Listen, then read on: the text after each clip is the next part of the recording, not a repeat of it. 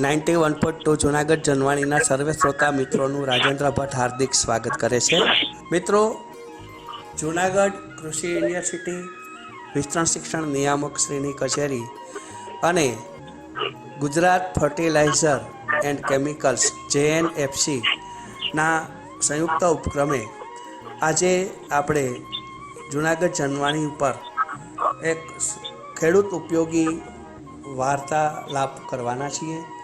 આ વાર્તાલાપ આમ તો ફૂગ અને બેક્ટેરિયા લક્ષી છે અને એ માટે આજે જૂનાગઢ કૃષિ યુનિવર્સિટીના અમરેલી કૃષિ વિજ્ઞાન કેન્દ્ર ખાતે વૈજ્ઞાનિક પાક સંરક્ષણ તરીકે કાર્ય બજાવતા ડૉક્ટર NM કાછડિયા સાહેબ આપણી વચ્ચે ઉપસ્થિત છે.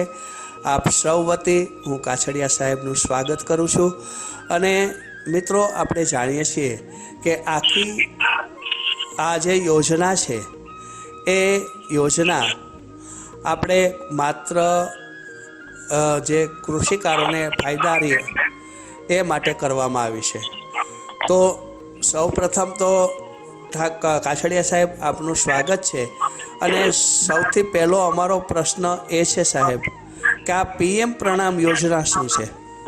નમસ્કાર સૌ શ્રોતા મિત્રોને. આજે જે છે JNFC અને અમારી જે જૂનાગઢ કૃષિ યુનિવર્સિટીના સંયુક્ત ઉપક્રમે જે એક રેડિયો ટોકનું આયોજન થયું છે, તો આ રેડિયો ટોકની અંદર સૌપ્રથમ આપણે ખેડૂત ઉપયોગી ફૂગ અને બેક્ટેરિયા વિશે વાત કરવાના છે. પણ જે યોજના આપણે જે વાત કરી કે PM પ્રણામ, તો આપણે સૌ જાણીએ છીએ કે કૃષિ એ છે ભારતીય અર્થતંત્રની કરોડરજ્જુ છે અને વધતી જતી વસ્તીને ખોરાક અને પોષણ સુરક્ષા માટે કૃષિમાં છે ખાતરોનો ઉપયોગ અનિવાર્ય. ખાતર છે કૃષિ ઉત્પાદન વધારવામાં મહત્વપૂર્ણ ભૂમિકા ભજવી રહ્યું છે. પરંતુ આપણે જે વાત કરીએ કે પોષક તત્વો જે છે, જુદા જુદા મિક્સ માઇક્રોન્યુટ્રિયન્ટ ને આ પોષક તત્વોનો વપરાશ છે ઓછો થાય છે અને ખાલી ખેડૂત મિત્રો છે યુરિયા, DAP આવા ખાતરોનો વપરાશ કરે છે. ત્યારે આ છે એક PM પ્રણામ યોજના છે એ પરંપરાગત ખાતરોના વિકલ્પોનો પણ ઉપયોગ કરી અને સાથે સાથે છે આવા નવા જે જૈવિક ખાતરો છે આ બધાનો ઉપયોગ સંપૂર્ણ સમતોલ રીતે થાય એના માટે છે PM પ્રણામ યોજના છે. આમાં આપણે વાત કરીએ તો દરેક સરકારે છે ખેડૂતો માટે જુદી જુદી યોજનાઓ બનાવે છે. જેમ કે જૈવિક કચરામાંથી બનતા સિટી કમ્પોસ્ટ માટે, તેમજ પ્રદૂષણને રોકવા કચરામાંથી કંચન બનાવવા માટે ગોવર્ધન યોજના છે, પરાળમાંથી જૈવિક ખાતર બનાવે છે, તેમજ નેનો યુરિયા, સલ્ફર કોટેડ યુરિયાનું તરફ પણ સરકારનું પ્રયાણ છે. આવી રીતે કૃષિ સલાહ છે સહિત ખેડૂતોને અન્ય તમામ જરૂરિયાતોને એક છત નીચે પૂરું પાડવા માટે છે પ્રધાનમંત્રી કિસાન સમૃદ્ધિ કેન્દ્રો અને પોષક તત્વોના વૈકલ્પિક સ્ત્રોતોને પ્રોત્સાહન આપવા માટે છે PM પ્રણામ યોજના શરૂ કરવામાં આવી છે. ઉપરોક્ત આપણે વાત કરીએ કે પુનર્જીવિત કરીને એ પર્યાવરણનું ટકાઉપણું સુનિશ્ચિત કરવા માટે અને ખેડૂતોની સુખાકારીને વેગ મળે એના માટે છે PM પ્રણામ યોજના શરૂ કરવામાં આવી છે. આમાં જુદા જુદા પ્રાણીમાં દ્રાવ્ય ખાતરો છે, વોટર સોલ્યુબલ ખાતરો છે, ફોર્ટિફાઈડ PNK ખાતરો છે, કસ્ટમાઇઝ ફર્ટિલાઇઝરો છે, જૈવિક ખાતરો છે, નેનો ફર્ટિલાઇઝર, યુરિયા ગોલ્ડ, આવા જુદા જુદા ખાતરોનો ઉપયોગ વિવેકપૂર્વક કરી અને એને છે બેલેન્સ ફર્ટિગેશન કરવામાં આવે.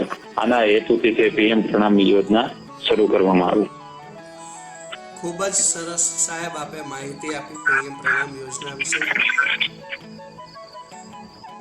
હવે સર, અમારો પ્રશ્ન એ છે કે અમુક ફૂગ અને બેક્ટેરિયા કૃષિકારો માટે ફાયદાકારક હોય છે, તો ખેડૂતોને ઉપયોગી ફૂગ અને બેક્ટેરિયા ક્યાં ક્યાં છે તેની પ્રાથમિક માહિતી અમને આપશો?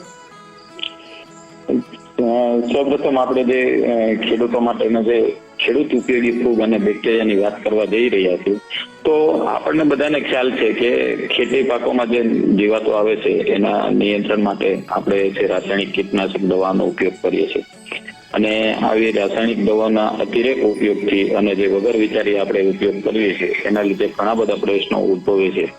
જેમ કે એની રેસિડ્યુઅલ ઇફેક્ટ, જે રાસાયણિક દવાઓ જે અત્યારે શાકભાજી અને એની અંદર જે વપરાય છે એની રેસિડ્યુઅલ ઇફેક્ટને લીધે છે ઘણા કેન્સર અને બીજા બધા રોગોનું પ્રમાણ વધતું જાય છે. અને સાથે સાથે આવી રાસાયણિક દવાના અતિરેક ઉપયોગથી છે આ જીવાતોની સામે છે આ કેમિકલ છે એ નબળા પુરવાર થયા છે કે વારંવાર એકના કેમિકલો ઉપયોગ કરવાથી એ કેમિકલ છે એની સામે છે જીવાત રેઝિસ્ટન્સ ડેવલપ કરી છે અને લાંબા ગાળે આ છે દવાઓ અસર કરતી નથી. એટલા માટે છે અમુક સમય બાદ તે કીટનાશક દવા જીવાતના નિયંત્રણ માટે બિનકાર્યક્ષમ પુરવાર થાય. પરંતુ આ જંતુનાશક દવાઓની સામે આપણે વાત કરીએ તો ઘણા બધા જીવાતોના કુદરતી દુશ્મનીની અંદર આપણે વાત કરીએ તો મિત્ર કીટકો પણ હોય છે. એમ એવી રીતે ખેડૂત મિત્ર ફૂગ અને બેક્ટેરિયા પણ છે એ જમીનમાં કુદરતી રીતે હતા, પણ આ બધા રાસાયણિક દવાઓ અને રાસાયણિક ખાતરોને લીધે છે આપણે આ નષ્ટ થઈ ગયા છે. આ રાસાયણિક ખાતરોના વપરાશને લીધે જે નષ્ટ થઈ ગયેલા જે બેક્ટેરિયા અને ફૂગ છે કે જે ખેડૂત ઉપયોગી છે એને લેબોરેટરીની અંદર છે ઉછેર કરી અને આપણને બધાને ખ્યાલ હશે કે એ છે ટાલ્ક પાવડર સાથે ભેળવી અને છે જીવંત બેક્ટેરિયા અને ફૂગ છે ખેડૂતોને આપવામાં આવે છે અને ખેડૂતો છે એનો ઉપયોગ કરે તો એ પોતાની જમીનમાં છે આ જૈવિક જે ખેડૂત ઉપયોગી ફૂગ અને બેક્ટેરિયા છે એ સ્થાપિત કરી શકે છે. આપણે જુદા જુદા આજે આ રેડિયો ટોકની અંદર આપણે જુદા જુદા બેક્ટેરિયા અને જુદા જુદા ફૂગ વિશે છે આપણે વિસ્તૃત ચર્ચા કરવાના છીએ. એમાં ખાસ આપણે વાત કરવાના છીએ તો એમાં સૌ પ્રથમ આપણે વાત કરીએ તો બેક્ટેરિયા વિશે. તો બેક્ટેરિયાની અંદર ઘણા બધા પોષક તત્વો લભ્ય કરાયેલા જીવંત બેક્ટેરિયા હોય છે. એમાં ખાસ કરીને છે કઠોળ વર્ગની પાકોમાં રાઇઝોબિયમ બેક્ટેરિયા, એઝોટોબેક્ટર છે ધાન્ય પાકોમાં, પછી છે ફોસ્ફેટ સોલ્યુબલાઇઝિંગ માટે પીએસએમ બેક્ટેરિયા, સાથે સાથે પોટાશ મોબિલાઇઝિંગ માટે કેએમ બેક્ટેરિયા. આ છે બધા જુદા જુદા બેક્ટેરિયા છે પોષક તત્વો લભ્ય કરાવી આપતા બેક્ટેરિયા છે. સાથે સાથે બીજા બેક્ટેરિયા છે બેસિલસ ને આ બધા બેક્ટેરિયા છે જીવાત નિયંત્રણ માટે પણ ઉપયોગી હોય છે. અને સાથે આપણે વાત કરવાના છીએ તો ખેડૂત ઉપયોગી ફૂગ, એમાં એક ફૂગ છે એમની અંદર આપણે માઇકોરાઇઝા છે એ પોષક તત્વો લભ્ય કરે આપણી ફૂગ છે. સાથે બિવેરિયા, મેટારિઝિયમ, ટ્રાઇકોડર્મા આ બધી જુદી જુદી ફૂગો વિશે આપણે વિસ્તૃત છે આ રેડિયો ટોકની અંદર આપણે ચર્ચા કરશું. ખૂબ જ સરસ સાહેબ, આપે બેક્ટેરિયાની વાત કરી. તો આમ તો આપણે જાણીએ છીએ મિત્રો કે બેક્ટેરિયા છે એ બધા આપણા માટે હાનિકારક નથી હોતા. જેમ કે સાહેબે વાત કરી એમ લેક્ટોબેસિલસ નામનો બેક્ટેરિયા છે એ આપણા ઘરમાં જે દહીં કરીએ છીએ દૂધનું દહીં, તો એમાં પણ એ લેક્ટોબેસિલસ નામનો બેક્ટેરિયા કામ કરે છે અને આપણને જેને કહેવાય આંથો આવવાની ક્રિયા કરે છે. તો હવે ઘણું બધું આપણા લાભદાયી હોય છે. હવે સાહેબ આપે બેક્ટેરિયાની વાત કરી તો એમાં રાઇઝોબિયમ, એક્ઝોબેક્ટર, પીએસબી અને કેએસએમ આ બેક્ટેરિયા આપણા કૃષિકારો માટે ખાસ હોય છે. તો એનું વિસ્તારથી અમને સમજાવશો કે કઈ રીતે આપણે ઉપયોગી થાય છે? ખાસ આપણે જે વાત કરી કે રાઇઝોબિયમ, એઝોટોબેક્ટર, પીએસબી, કેએસએમ આ બેક્ટેરિયા કઈ રીતે કામ કરે છે અને ખેડૂતો માટે કઈ રીતે ઉપયોગી છે એના વિશે આપણે વાત કરવાના છીએ. તો સૌપ્રથમ આપણે રાઇઝોબિયમ બેક્ટેરિયા વિશે વાત કરીએ તો હાલ જે ઉપલબ્ધ તમામ પ્રકારના બાયો ફર્ટિલાઇઝર હોય છે એની અંદર રાઇઝોબિયમ પ્રકારનો બાયો ફર્ટિલાઇઝર સૌથી વધુ પ્રચલિત છે અને વધુ વપરાય પણ છે અને તેથી તેનું વિશેષ મહત્વ છે. આમ તો કઠોળ વર્ગના પાક જેવા કે તુવેર, ચણા, મગ, મગફળી, સોયાબીન વગેરે પોતાને જોઈતો નાઇટ્રોજન તત્વોનો મોટા ભાગ છે હવામાંથી રાઇઝોબિયમ બેક્ટેરિયાની મદદથી પોતાના મૂળ ઉપર નાની નાની અસંખ્ય જે મૂળ ગંડિકાઓ આવેલી હોય છે એ મૂળ ગંડિકાઓ માંથી મેળવે છે. દરેક ગાંઠ એ નાઇટ્રોજન છે સ્થિર કરવાનું એક નાનું કારખાનું છે. સામાન્ય રીતે આપણે કઠોળ વર્ગના પાકને 1 ટન દાણા ઉત્પન્ન કરવા માટે 50 થી 60 કિલોગ્રામ નાઇટ્રોજનની જરૂર પડે છે. છતાં આપણા સૌના અનુભવો છે કે કઠોળ પાકો માટે હેક્ટર દીઠ 20 થી 25 કિલોગ્રામ નાઇટ્રોજન ખાતરની ભલામણ કરવામાં આવે છે. સ્વાભાવિક રીતે પ્રશ્ન થાય કે આટલો બધો નાઇટ્રોજન છોડ ક્યાંથી મેળવે છે? પણ અનુકૂળ પરિસ્થિતિમાં વાવણીના 15 દિવસ પછી છે મૂળ ઉપર છે રાઇઝોબિયમ બેક્ટેરિયાની મદદથી નાની નાની લાલ રંગની જે ગાંઠો બનાવવાની શરૂઆત થાય છે અને તે સમયે નાઇટ્રોજન સ્થિરીકરણની પ્રક્રિયા શરૂ થાય છે, જે દાણા બેસવાના સમયે મહત્તમ હોય છે. ઘણી વખત રાઇઝોબિયમ બેક્ટેરિયા દ્વારા બનાવવામાં આવતી મૂળ ગંડિકાઓ અને કૃમિ દ્વારા થતી જે રોગકારક ગાંઠો વચ્ચેનો ફેર સમજવો ખેડૂતો માટે ઘણીવાર મુશ્કેલ હોય છે. જો મૂળ ઉપર જોવા મળતી ગાંઠો લાલ રંગની અને પોચી હોય અને તેને દબાવવાથી જો ગુલાબી રંગનું પ્રવાહી નીકળતું હોય તો તેને રાઇઝોબિયમ બેક્ટેરિયા દ્વારા બનાવવામાં આવેલ મૂળ ગંડિકાઓ હોય છે. પરંતુ જો આ ગાંઠો સફેદ રંગની અને કઠણ હોય તથા તેને કાપવામાંથી સફેદ રંગનો પ્રવાહી નીકળે તો તે કૃમિથી રોગની ગાંઠો હોય છે, જે ખાસ આ ખેડૂત મિત્રોને રાઇઝોબિયમ કઠોળ વર્ગમાં મૂળ ગંડિકાઓ હોય એ લાલ રંગની ને પોચી હોય તો એ ટૂંકમાં કે રાઇઝોબિયમની ગાંઠો છે અને ખેડૂત ઉપયોગી બેક્ટેરિયા છે રાઇઝોબિયમ. પણ ઘણી વખત જે કૃમિને લીધે થતા રોગ હોય છે તો એમાં સફેદ ગાંઠો હોય છે. તો આ એક ખાસ એનો છે ડિફરન્સ છે અને એ આપણે જોવો જરૂરી છે. બીજું, આપણા દેશમાં બહોળા વિસ્તારમાં કઠોળ વર્ગના પાકોનું વાવેતર કરવામાં આવે છે અને આ સંજોગોમાં રાઇઝોબિયમ બેક્ટેરિયાનું ખૂબ જ મહત્વ છે. જે જમીનમાં કાયમી વસવાટ કરતા રાઇઝોબિયમ બેક્ટેરિયાનું પ્રમાણ પ્રતિ ગ્રામ 100 કોષથી ઓછું હોય અને ત્યારે રાઇઝોબિયમ બાયોફર્ટિલાઇઝરનો વપરાશથી બહુ સારા પરિણામ મળે છે. પરંતુ જે જમીનમાં કઠોળ વર્ગના પાકનું અવારનવાર વાવેતર કરવામાં આવે ત્યાં કુદરતી રાઇઝોબિયમ જીવાણુ વધુ સંખ્યામાં આવેલા હોય છે. આવા સંજોગોમાં બાયોફર્ટિલાઇઝર વાપરવાથી આંખે દેખાય તેવો સ્પષ્ટ તફાવત ઘણીવાર જોવા મળતો નથી, પણ વળી કઠોળ પાકના મૂળ પર ગાંઠો જોવાથી કાયમ એમ માની લેવાની જરૂર નથી કે છોડને જરૂરી નાઇટ્રોજન મળી રહે છે. દરેક કઠોળ વર્ગના પાકને પોતાને અનુરૂપ જો રાઇઝોબિયમ જીવાણુની હાજરીની જરૂર હોય છે. જો પોતાને અનુરૂપ રાઇઝોબિયમની જાત સિવાય બીજા પ્રકારના રાઇઝોબિયમની છે એ મૂળ ઉપર ગાંઠો બને તો એ નાઇટ્રોજન સ્થિર થતો હોતો નથી. હવે આપણે જે રાઇઝોબિયમની વાત કીધી તો એ કઠોળ વર્ગના પાકોમાં એક સહજીવી તરીકે નાઇટ્રોજન પ્રસ્થાપિત કરે છે અને આપણે હેક્ટર દીઠ 30 કિલોગ્રામ નાઇટ્રોજનની બચત કરે છે. એટલે કે પાક ઉપાડી લીધા પછી પણ જમીનમાં નાઇટ્રોજનની માત્રામાં પણ છે વધારો થતો હોય છે અને આપણે 1 કિલોગ્રામ દીઠ છે આપણે જે રાઇઝોબિયમ કલ્ચર છે એને 10 મિલી કલ્ચરનો પટ આપવામાં આવે તો આ કઠોળ વર્ગના પાકોની અંદર છે આપણે ઉત્પાદન વધુ મેળવી શકીએ. એટલે કઠોળ વર્ગના પાકોની અંદર રાઇઝોબિયમ બેક્ટેરિયા ખૂબ જ જરૂરી છે અને કઠોળ મગફળી માટે જો એને આ કલ્ચરનો પટ આપવામાં આવે તો આપણે છે એમાં ઉત્પાદન વધુ લઈ શકીએ છીએ. બીજું વાત કરીએ તો કઠોળ વર્ગ સિવાયના પાકો છે એમાં એઝેટોબેક્ટર છે ખૂબ જ અગત્યના બેક્ટેરિયા છે અને જમીનમાં નાઇટ્રોજન પ્રસ્થાપિત કરવાનું કામ કરે છે અને હેક્ટર દીઠ 20 થી 40 કિલોગ્રામ નાઇટ્રોજનની છે બચત કરે છે. આપણે 1 કિલોગ્રામ બીજને 10 મિલી આ જો એઝેટોબેક્ટરનો કલ્ચરનો પટ આપવામાં આવે તો આપણે છે ધાન્ય વર્ગના પાકોમાં ઉત્પાદન સારું લઈ શકીએ. 10 મિલી પ્રવાહી ખાતર અને 1 લીટર પાણી અને જો 15 થી 20 મિનિટ સુધી ધરુને માવજત આપવામાં આવે. આ ઘણી વખત છે એ જુદા જુદા પાકોની અંદર છે ધરુને પણ માવજતમાં ઉપયોગ લઈ શકીએ છીએ. બીજું, 1 હેક્ટર માટે 1 લીટર પ્રવાહી ખાતર છે એ પિયત અથવા તો ખેતરની માટીમાં ભેળવી અને પણ આપણે છે આપી શકીએ છીએ. બીજી વાત કરી કે પીએસએમ. આપણે જે બે વાત કરી રાઇઝોબિયમ ને એઝોટોબેક્ટર છે નાઇટ્રોજન સ્થિરીકરણના બેક્ટેરિયા વિશે વાત કરી અને એ અલગ અલગ ધાન્ય પાકોની અંદર એઝેટોબેક્ટર ને રાઇઝોબિયમ છે કઠોળ વર્ગના પાકોની અંદર. પણ હવે જે આપણે વાત કરવાના છે કે પીએસએમ પોટાશ મોબિલાઇઝિંગ બેક્ટેરિયા એ જમીનમાં જે અલભ્ય ફોસ્ફરસ છે એ છોડને લભ્ય કરવા માટે આ પીએસએમ બેક્ટેરિયા જરૂરી છે. હવે હેક્ટર દીઠ 20 થી 40 કિલોગ્રામ ફોસ્ફરસની બચત કરે છે અને 1 કિલોગ્રામ બીજ દીઠ 10 મિલી કલ્ચરનો પટ આપવાથી આપણે ઉત્પાદનમાં વધારો કરી 1 હેક્ટર માટે છે 1 લીટર પ્રવાહી છે ખાતર છે એ પીએચ સાથે અથવા તો ખેતરની માટી સાથે ભેળવીને આપણે આપી શકીએ છીએ. એવી જ રીતે છે કેએસએમ જે પોટાશ મોબિલાઇઝિંગ બેક્ટેરિયા છે એની વાત કરીએ તો જમીનમાં પોટાશ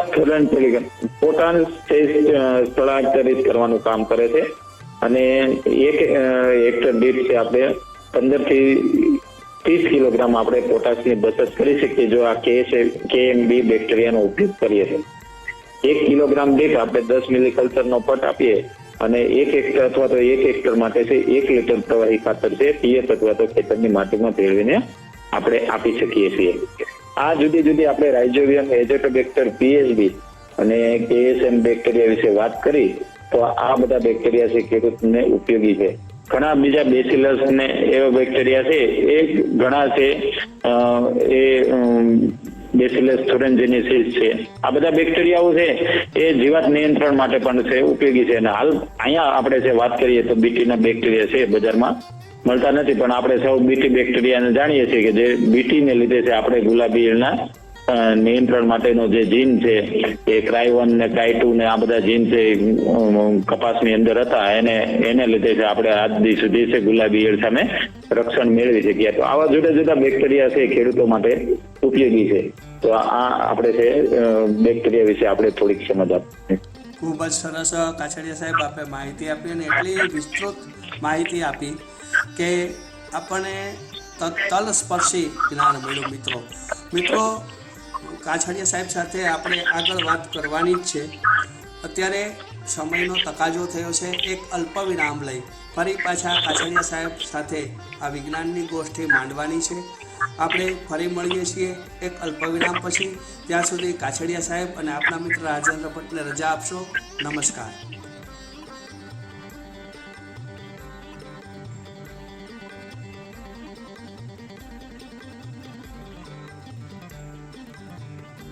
.2 જુનાગઢ જનવાણીમાં સૌ કૃષિકાર મિત્રોનું રાજેન્દ્ર ભટ્ટ ફરી સ્વાગત કરે છે.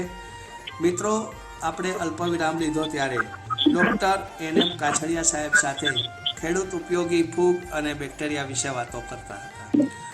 કાછડિયા સાહેબે આપણને ખૂબ જ સરસ બેક્ટેરિયા વિશેની માહિતી આપી કે જેની અંદર એણે જણાવ્યું કે જે રાઇઝોબિયમ છે, એક્ઝોબેક્ટર છે, PSB છે, KSM છે, એવા બેક્ટેરિયાથી આપણને ખૂબ જ લાભ થાય છે. આપણા પાકને પોષક તત્વો ઉપલબ્ધ થાય છે અને નાઇટ્રોજનનું જમીનમાં વિસ્થાપન થાય છે. મિત્રો, હવે ફરી પાછા આપણે આ વાતને આગળ ધપાવીએ છીએ. ફરીવાર આપ સૌ વતી કાછડિયા સાહેબ આપનું સ્વાગત કરું છું જુનાગઢ જનવાણીમાં. કાછડિયા સાહેબ, અમારો હવે પ્રશ્ન છે કે જે રીતે તમે બેક્ટેરિયા વિશે માહિતી આપી એ જ રીતે ખેડૂત ઉપયોગી ફૂગ કઈ કઈ છે એની પ્રાથમિક માહિતી અમને આપશો, સમજાવશો? આપણે જે અગાઉ વાત કરી ખેડૂત ઉપયોગી બેક્ટેરિયા વિશે, હવે આપણે જે વાત કરવા જઈએ છીએ એની અંદર વાત કરવાના છે આપણે ખેડૂત ઉપયોગી ફૂગ, જેવી કે બિવેરિયા બેઝિયાના, મેટેરિઝિયમ એનિસોપ્લી, વર્ટિસિલિયમ લેકાની, બ્રોમિડિયા લીલી, આ બધી જુદી જુદી પ્રકારની ફૂગો છે એ એન્ટોમોપેથોજેનિક ફૂગ તરીકે ઓળખવામાં આવે છે. કે જે એ ફૂગ છે એ જીવાતના શરીરની ઉપર છે, એ શરીરની ઉપરથી એને જે ત્વચા મારફતે છે એના શરીરમાં દાખલ થાય છે અને એના શરીર ઉપર છે જુદી જુદી ફૂગનો ઉગાવો થાય છે. અને કુદરતી રીતે છે આવા જુદી જુદી જીવાતોનું છે નિયંત્રણ કરતી ફૂગો છે. સાથે સાથે આપણે બીજી વાત કરવાના છીએ તો એની અંદર છે એક માઇકોરાઇઝા વિશે વિસ્તારપૂર્વક આપણે વાત કરવાના છે કે માઇકોરાઇઝા ફૂગ છે એ પણ એક પોષક તત્વો લભ્ય કરાવી શકતી ફૂગ છે. તેમજ આપણે જે મગફળીની અંદર છે એ સફેદ ફૂગ આવે છે અને ઘણી વખત છે સુકારાના પ્રશ્ન હોય છે એના સામે ઉપયોગી ફૂગ આપણે ટ્રાઇકોડર્મા. તો આ બધી ફૂગો વિશે આપણે વિસ્તારપૂર્વક છે આ રેડિયો ટોકની અંદર વાત કરવાના છે. સાહેબ, અમને સૌ પ્રથમ બિવેરિયા વિશે વિસ્તૃત માહિતી આપશો? ખાસ આપણે જે વાત કરી આપણે જુનાગઢ કૃષિ યુનિવર્સિટીમાંથી પણ છે સાવેજ બિવેરિયા કરીને છે ડેમોન્સ્ટ્રેશન માટે, હાલ પૂરતું વેચાણ માટે નથી પણ ડેમોન્સ્ટ્રેશન માટે ખેડૂતોને કૃષિ વિજ્ઞાન કેન્દ્ર અમરેલી અને તેમજ દરેક યુનિવર્સિટીના કૃષિ વિજ્ઞાન કેન્દ્રોને દ્વારા છે ખેડૂતોને છે આવી જૈવિક ફૂગ અને બેક્ટેરિયાનો પ્રચાર થાય એના માટે છે ડેમોન્સ્ટ્રેશન આપવામાં આવતા હોય છે. એમાં ખાસ બિવેરિયાની વાત કરીએ તો કપાસ, મગફળી, દિવેલા, તુવેર, ધાણા, જીરું, ચણા, મગ, અડદ, લસણ, ડુંગળી જેવા પાકોની અંદર આવતી તમામ પ્રકારની ઈયળો અને ચૂસ્યા પ્રકારની જીવાતોના અંદર છે રોગ પેદા કરી અને છે અસરકારક નિયંત્રણ કરે છે. આ ફૂગનો ફેલાવો એને ઈયળ કે જીવાતના ત્વચા મારફતે એના શરીરની અંદર છે ફૂગનો ફેલાવો થઈ અને એ કુદરતી રીતે નિયંત્રણ કરે છે. તો સાવધ બિવેરિયાની આપણે જે બિવેરિયાની વાત કરીએ છીએ તો બિવેરિયા છે જનરલી 90 થી 100 ગ્રામ જેટલું પંપમાં 1 કિલો પાવડરમાં 1 કિલો પાવડરમાંથી આપણે 12 પંપ કરી અને 10 થી 15 દિવસના અંતરે જે 2 કલાક પાણીમાં પલાળ્યા પછી સાંજના સમયે તાપ ઓછો હોય ત્યારે છે આવી જરૂરિયાત મુજબ સ્ટીકર સાથે ભેળવીને છોડ પૂરેપૂરો પલળી જાય એ રીતે આપણે છંટકાવ કરવો જોઈએ. હવે ચૂસિયા પ્રકારની જીવાતો વાત કરીએ તો મોલો મચ્છી, થ્રીપ, તરતડિયા, મિલીબગ, પાન કથેરી, આંબાનો મધ્યો વગેરેના નિયંત્રણ માટે આપણે બિવેરિયાને છે રાસાયણિક દવાઓ કરતા અડધા ડોઝમાં ભેળવીને અને સાથે પણ એનો છંટકાવ કરી શકીએ છીએ. અને આપણે છે એ થાયોમેથોક્સામ, ડિનેટોફ્યુરાન, ડાયમિથોએટ, ઇમિડા, કાર્બોસલ્ફાન આવી દવાઓ સાથે એના ડોઝ બહુ જ ઓછા કરી અને છે આપણે એ આપી શકીએ છીએ. અને એમનેમ પણ છે આપણે છે 100 થી 150 ગ્રામ છે 90 થી 100 ગ્રામ છે પંપમાં નાખીને છે નિયંત્રણ કરી શકીએ છીએ. બીજું છે આપણે ઈયળો માટે વાત કરીએ તો ગુલાબી ઈયળ, લીલી ઈયળ, લશ્કરી ઈયળ, જે હીરાફુદીની ઈયળ આવે છે અને ફળ અને ડુંખને છે કોરી ખાનારી ઈયળ હોય છે એના માટે પણ છે આપણે સાવેજ બિવેરિયાનો ઉપયોગ કરી શકીએ છીએ. અને એના માટે છે 100 ગ્રામ છે પ્રતિ પંપ છે ભેળવી અને એનો છંટકાવ કરવો જોઈએ. આ જૈવિક દવાઓ છે એ ફૂગનાશક સાથે ભેળવી ન જોઈએ. અને આ દવાનો ઉપયોગ આ છે એક જૈવિક દવા હોવાથી એના સૂર્યપ્રકાશના સીધા સંપર્કમાં ન આવે એ રીતે આપણે જો ઠંડા વાતાવરણમાં આનો ઉપયોગ કરીએ તો એ સારામાં સારું છે રિઝલ્ટ છે આપણે મેળવી શકીએ છીએ. ખૂબ જ સરસ વાત સાહેબ આપે કીધી. સાહેબ હવે મોટારી જે છે એ ફૂગ છે એ કઈ જીવાતોના નિયંત્રણમાં આપણને ઉપયોગી થાય? સામાન્ય રીતે આપણે વાત કરીએ તો મેટારિઝિયમ છે એ કે લીલા કલરની ફૂગ છે. આપણે જે અગાઉ બિવેરિયાની વાત કરી તો એ બિવેરિયા સફેદ કલરની ફૂગ હોય અને જે જીવાત ઉપર છે આખી જીવાત છે સફેદ કાચરી થઈ જાય છે ફૂગ લાગે. અને એ ઈયળો અને ચૂસ્યા પ્રકારની જીવાતો માટે વાત કરી. જ્યારે હવે આપણે મેટારિઝમની વાત કરીએ છીએ તો મેટારિઝમ એક લીલા કલરની ફૂગ છે અને આ લીલા કલરની ફૂગ છે એ જે ઈયળ ઉપર છે લીલી કાચરી છે. પેલા બિવેરિયાની અંદર સફેદ કાચરી જેવી ઈયળ થઈ જાય જ્યારે મેટારિઝમની અંદર છે લીલી કાચરી થઈ જાય. પણ ખાસ મેટારિઝમની જે ફૂગ છે આ ફૂગ છે જમીનજન્ય જીવાતો જે છે એના માટે ખૂબ જ ઉપયોગી છે. આપણે જેમ વાત કરીએ સૌપ્રથમ વાત કરીએ તો ઉદય ને મુંડા, આપણે મગફળીની અંદર જે મુંડાનો પ્રશ્ન હોય છે એમાં મેટારિઝમ ફૂગ બહુ સારામાં સારું કામ આપે છે. અને આ મેટારિઝમ ફૂગને જો એડીના ખોળ સાથે જો આપવામાં આવે તો મગફળીની અંદર મુંડામાં સારું નિયંત્રણ મેળવી શકાય છે. સાથે સાથે ઉજય અને બીજું જે જમીનની અંદર ઈયળું કે જેના કોસેટા જમીનની અંદર હોય એની અંદર જે મેટારિઝમનો ઉપયોગ કરવામાં આવે તો મેટારિઝમથી સારામાં સારું રિઝલ્ટ છે એ ઉદયના નિયંત્રણમાં મેળવી શકે છે. આમ કે જમીનજન્ય જીવાતો માટે મેટારિઝમ ખૂબ જ સારામાં સારું કામ આપે છે. ખૂબ જ સરસ કાછડિયા સાહેબ. સાહેબ હવે માઇક્રોરાઇઝા જે ફૂગ છે એના વિશે વિસ્તૃત માહિતી આપશો? ખાસ આપણે જે બધી ફૂગોની વાત કરી બિવેરિયા છે, મેટારિઝમ છે, આ બધું છે જીવાતોના નિયંત્રણ માટે ફૂગની વાત કરી. અને હવે આપણે જે ફૂગ વિશે વાત કરવાની છે એ ફૂગ છે એ જીવાત નિયંત્રણ નહીં પણ ખેડૂત મિત્ર ફૂગ પોષક તત્વો લભ્ય કરાવ્યા એ ફૂગની વાત કરવા જઈ રહ્યા છે.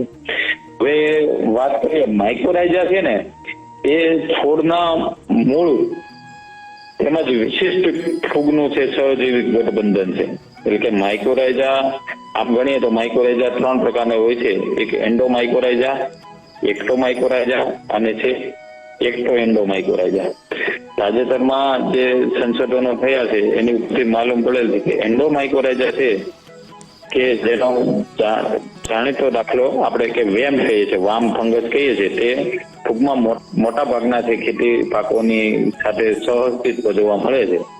અને આ પ્રકારની ફૂગ છે એ પ્રયોગશાળાના માધ્યમમાં સહેલાઈથી ઉગાડી શકાતી નથી. એટલે કે ઘાસચારાના પાક, ધાન્ય પાક, કઠોળ વર્ગના પાકના મૂળ ઉપર આવી ફૂગ જોવા મળે છે. અને આવી ફૂગના તંતુઓ છે માહિતી એના જે બેક્ટેરિયા છે ખૂબ જ દૂરથી પોષક તત્વો ખેંચી અને છોડને પૂરા પાડે. આ પ્રકારની ફૂગમાં મુખ્યત્વે ગ્લોમસ, ગીગાસ્પોર, એન્ડોઝોન નો સમાવેશ થાય છે. માઇક્રોરાઇઝા છે એ ફૂગ છે જમીનમાં રહેલ ફોસ્ફરસને દ્રાવ્ય કરતી નથી પરંતુ દ્રાવ્ય ફોસ્ફરસથી ફોસ્ફરસ દૂરથી ખેંચી અને લાવીને છોડને આપે છે કે માઇક્રોરાઇઝા છે એ ફોસ્ફરસને દ્રાવ્ય નથી કરી આપતી, પણ જે દ્રાવ્ય ફોસ્ફરસ છે દૂર પડેલો છે એને લાવીને છોડને આપવાનું કામ કરે છે. વળી આ ફૂગ છે પાણીની ખેંચને પણ આંશિક દૂર કરે છે. તદુપરાંત કેટલાક મૂળજન્ય રોગો સામે પણ રક્ષણ આપે છે અને પાણીની અછતમાં ટકી રહેવાની શક્તિ આપે છે. આ પ્રકારના સંશોધન કરેલ જૈવિક ખાતરનો વપરાશ કરવામાં આવે તો 30 થી 50 કિલો પ્રતિ હેક્ટર ફોસ્ફરસ યુક્ત રાસાયણિક ખાતર આપણે બચાવી શકીએ છીએ, ઓછું વાપરી શકીએ. અને બીજા અર્થમાં આવા ભલામણ કરેલ જૈવિક ખાતરના ઉપયોગ કરવાથી ઓછી માત્રામાં ફોસ્ફરસ યુક્ત ખાતર વાપરીને પણ સારું આપણે ઉત્પાદન મેળવી શકીએ છીએ.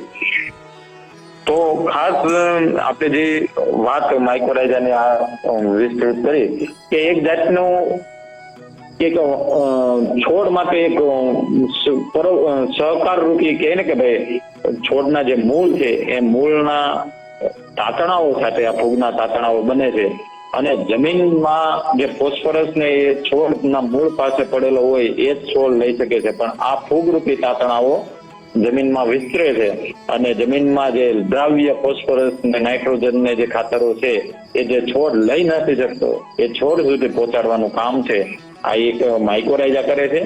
બીજું સાથે સાથે આ જે માઇક્રોરાઇઝા જે ફૂગ જે જમીનમાં આપણે વિકસેલી હોય કે જ્યાં આનો વપરાશ કરેલો હોય તો આ ફૂગને લીધે છે જમીનમાં તાતણાઓ બનવાથી જમીન પોચી બને છે, જમીન છિદ્રાળુ બને છે, જમીનની ભેજ સંગ્રહ શક્તિ વધે છે, જેના લીધે છે છોડ છે એ પાણીની ખેંચ અછત સામે પણ ટકી રહે છે અને છોડ મજબૂત બને છે, એટલે કે રોગ સામે પણ છે રક્ષણ આપે છે. તો આ એક ફૂગ છે એ કોઈ પોષક તત્વો આપતી નથી પણ પોષક તત્વોને લભ્ય કરાવવા આપતી છે એ ફૂગ છે. અને ખેડૂતો માટે ઘણા આ વખતે પ્રશ્નો જોવા મળેલા છે કે ભાઈ ખેડૂતના છે કપાસ ઉભો સુકાઈ જતો હતો, વરસાદની સતત વરસાદ અને પછી 1.5 મહિના સુધી વરસાદની ખેંચ પડી તો ઉભા કપાસના છોડ છે ફૂંકાઈ જવાના પણ પ્રશ્નો આવ્યા હતા. આવા સમયે જો આ માઇક્રોરાઇઝા અને આ વાપરેલા ખાતરો હોય તો છોડ છે એ પાણીની અછત સામે ટકી રહે છે અને છોડ મજબૂત હોવાથી આવા રોગો સામે પણ તે રક્ષણ આપે છે. આવી માઇક્રોરાઇઝા ફૂગ ખેડૂતો વાપરવા માટે ખૂબ જ સલાહભરી છે કે ખેડૂતો આવી માઇક્રોરાઇઝા નો ઉપયોગ કરે અને તે ખેતીના અંદર છે ઉત્પાદન મેળવે. ખૂબ જ સરસ સાહેબ. મિત્રો, સાહેબે જે રીતે વાત કરી કે માઇક્રોરાઇઝા છે એ ફૂગ એવી છે કે જે ખેડૂત મિત્ર છે, ખેડૂતની સહાયક છે. હવે સાહેબ, સમય પૂરો થવામાં હોવા છતાં એક મહત્વનો પ્રશ્ન છે કે ટ્રાયકોડર્મા જે ફૂગ છે એ કયા કયા રોગમાં આપણને ઉપયોગી થાય છે? ખાસ કરીને ખેડૂત મિત્રો, ઘણા બધા ખેડૂત મિત્રો ટ્રાયકોડર્મા વાપરતા હોય છે, છતાંય જે લોકો ખેડૂતો મિત્રોને ખ્યાલ નથી એના વિશે ખાસ વાત કરીએ તો ટ્રાયકોડર્મા છે એ ખાસ કરીને મગફળીમાં આપણને સફેદ ફૂગ જોવા મળે છે. તો આ સફેદ ફૂગ માટે બહુ સારામાં સારું કામ આપે છે. સાથે સાથે ચણા, જીરું આ બધા પાકોની અંદર જયારે સુકારાનો પ્રશ્ન હોય ત્યારે સુકારાના પ્રશ્નની અંદર જો ટ્રાયકોડર્મા એવીડીના ખોળ સાથે જો પેલા અગાઉ વાપરવામાં આવે તો પણ છે એમાં સારું નિયંત્રણ મળે છે. હવે આ બધી ફૂગ છે એ જમીનમાં છે એ એક એન્ટીબાયોટિક છોડીને છે રોગકારકનું નિયંત્રણ કરતી હોય છે અને આ એક જાતની ફૂગ છે બીજી ફૂગ સામે હરીફાઈમાં ઉતરી અને નિયંત્રણ કરતી હોય છે. અને ખાસ આપણે જમીનમાં 2.5 થી 5 કિલો ટ્રાયકોડર્મા 300 થી 500 કિલો સેન્દ્રીય ખાતર કે દિવેલાના ખોળ સાથે મિક્સ કરીને પાક વાવતા પહેલા આપવામાં આવે તો ખૂબ જ સારું એવું નિયંત્રણ આપતું હોય છે. ખૂબ જ સરસ માહિતી સાહેબ આપણે ખેડૂત મિત્રોને આપી અને ખેડૂત મિત્રો આવી જ રસપ્રદ માહિતી આપવા બદલ આપ સૌ વતી હું કાછડિયા સાહેબનો આભાર માનું છું. આભાર કાછડિયા સાહેબ. આભાર સૌ ખેડૂત મિત્રોનો કે આ રેડિયો શાંતિથી સાંભળી. અને મિત્રો, આટલી જ રસપ્રદ અને આનંદદાયક વાતો અને આપને ઉપયોગી વાતો જૂનાગઢ જનવાણી ઉપર અવિરત ચાલતું રહેશે. આપ સાંભળવાનું ચૂકશો નહીં 91.2 જૂનાગઢ જનવાણી. અત્યારે આપના મિત્ર રાજેન્દ્ર ભટ્ટ અને ડૉક્ટર NM કાછડિયા સરને રજા આપશો. ફરી મળતા રહેશું 91.2 પર. ત્યાં સુધી આવજો. નમસ્કાર.